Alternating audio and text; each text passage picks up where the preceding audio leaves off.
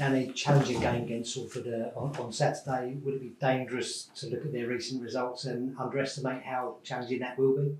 Well, yeah, for us, we know that we're playing against a top team. We obviously have a really good game against them earlier in the season. We played really well, and unfortunately just come up on the wrong side of that. I think since then, you've only got to look at what they did in the January window. I mean, they're one of very few clubs that have transfer fees available to them. That opens up a different market to them as a club. I thought they recruited really well. You look at the players that they have, and they have some of the best players in League Two that are not even in the starting 11. So that shows you the depth that they have in their group. This is a brilliant league, and as we know, anyone can beat anyone on any given day. And their recent results are difficult to understand for sure, because you look at their players, and obviously have a very experienced manager as well. And we know that they're a top team. They obviously have ambitions to be promoted, and rightly so. Ourselves, we feel that we're in a good moment.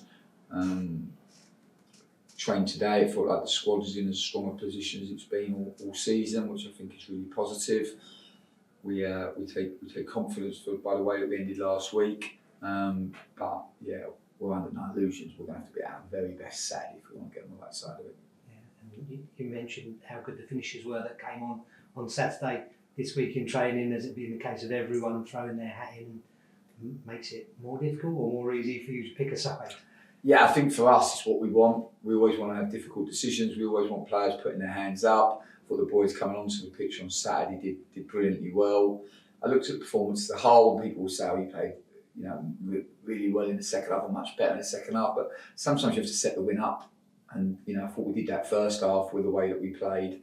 I really liked the way we responded after conceding the goal just before half time. It's not the first time last week we had to respond well to disappointment. We did it. Come out second half, we found a real control in the game. We missed chances, missed even more chances. I think it's not going to be your day. I just love the way the boys just kept playing and kept playing and kept playing and kept going and kept going and kept going. And if you do that, then eventually the game comes back to you, and it did. And we were, I thought Will Goodwin come on, made a significant difference. Finn back, so calm and composed, and of course Jaden Williams was just brilliant. And our feeling was that the way the game was unfolding, we were getting some space on the left, and we were able to get quite a lot of quick ball out to our left. And Jaden has such brilliant dribble detail, and is a good finisher to boot as well. So it was made for his attributes, and so it proved. And you've had a free week without a game after a tough 3-game week. How good has it been to be actually out on the grass every day? Yeah, we've been on the grass, which is good.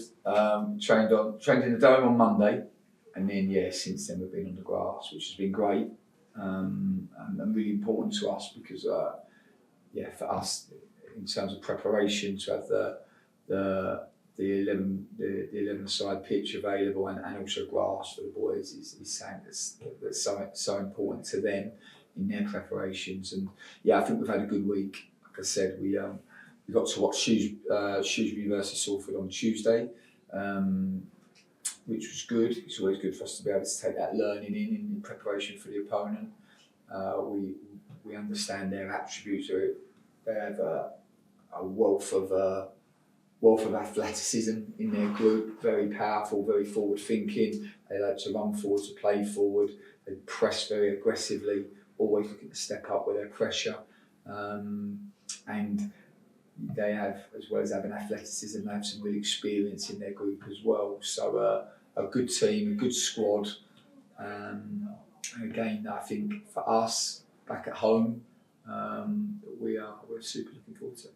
And this weekend for both the men's team and the women's team, it's her game too, designated games, and I know you've got a personal investment in women in football.